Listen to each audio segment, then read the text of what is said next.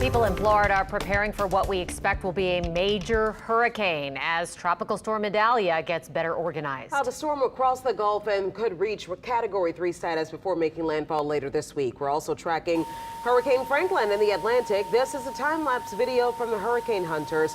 They recently flew through the storm to gather the latest information for forecasters. On the East Coast, you could experience dangerous surf and rip currents over the coming days.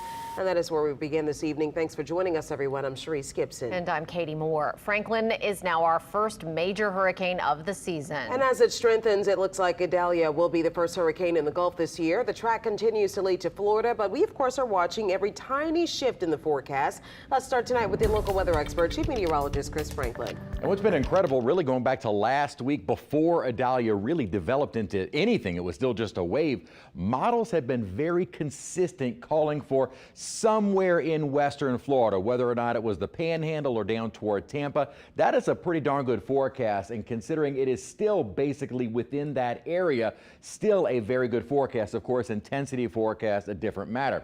We also mentioned Franklin. It did become our first major hurricane of the Atlantic season, which will thankfully stay between the U.S. East Coast and Bermuda as it eventually will move out over open water. So not really a direct threat to land. Of course, higher surf along the East Coast and for Bermuda, as eventually Idalia will do as it moves off of the Florida coast. Here's what's happening right now with the storm. This is the 4 o'clock advisory, just barely below hurricane status before it has even gotten into officially the Gulf of Mexico, still sitting right near the Yucatan Channel. So it is still in the Caribbean with that thunderstorm development continuing to pulsate right at the center of the storm. Now the forecast, now what I'm showing you here is also wind speed. That's usually when the center line becomes a little bit more important, not necessarily for the impacts, which are going to be felt well outside of even the cone, but for those hurricane force winds. If it were to move more toward the Big Bend, this is a fairly unpopulated part of the state. So